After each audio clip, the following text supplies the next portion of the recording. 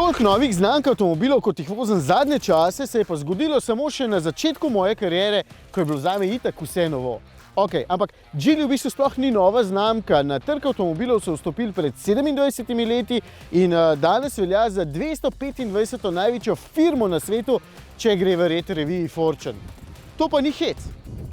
No, hec pa ni niti njihov model Atlas. Gre za srednje velik SUV, ki ponuja veliko za, ne bom rekel malo denarja, ampak za zelo razumen znesek. Včasih, ko so vse stvari drage, vključno z avtomobili, je jasno, da bi tale lahko postal pravi prodajni hit, če kupujete avtomobil po principu čim več za vaš denar.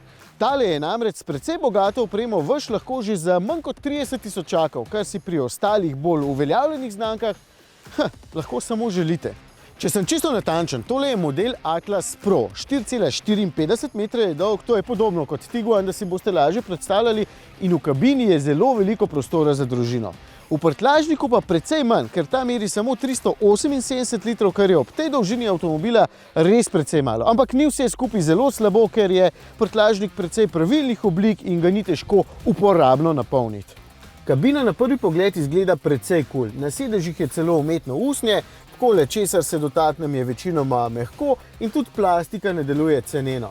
Na otip so kakšne stvari seveda manj prestižne, ampak pri cenejših avtih je to povsem pričakovano. Bolj pomembno je, da sama ureditev prostora ni slaba in da so odlagalna mesta tam, kjer jih pričakujete, da so tudi tukaj recimo pravi gumbi za nastavljanje klimatske naprave. No, me pa vseeno marsikaj zmoti. Recimo, da radio nima DAB, ker potem ni tako užitek poslušati glasbo, potem, da je tale vmesnik vseeno malo čuden in da se pojavljajo tudi kakšne napake. Recimo, da zadnja kamera ne deluje več, pa da so parkirni senzorji malo zmedeni, čeprav je en teden nazaj oboje še čisto ok delovalo.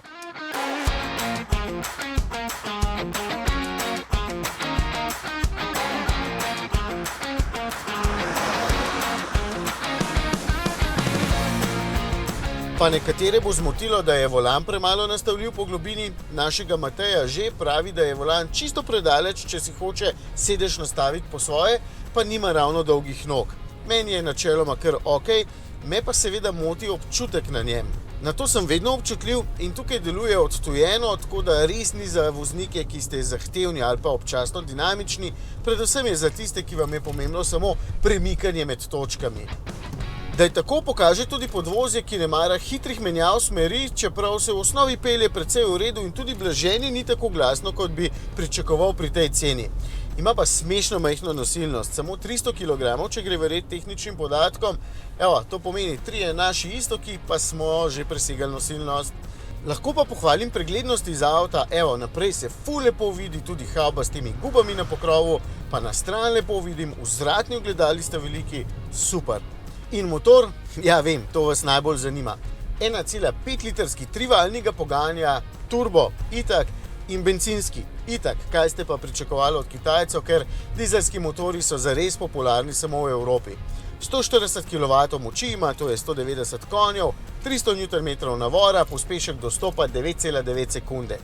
Motor so razvili skupaj z Volvom, ki si ga med drugim tudi lasti znamka Geely in ga lahko najdete tudi v kakšnem XC-ju. Tukaj pa, nimam posebnih zamer, ni ful glasen in če niste zahtevni, čist ok potegne, je pa kar žejen.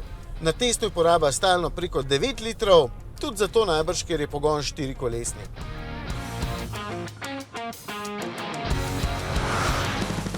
Kaj lahko rečem za svoje prvo srečanje z Geelyjem? Presenetljivo v redu. Če se spomnim za nazaj kakšne znamke, ko sem jo prvič vozil, recimo korejski Daewoo ali pa prve Dače, je tole v bistvu zelo moderen in konkurenčen avtomobil. Jasno, kakšna malenkost zmoti, kakšna stvar tudi ni samo malenkost, nikakor pa ne zmoti cena, ker v bistvu res dobite velika avta za svoj denar.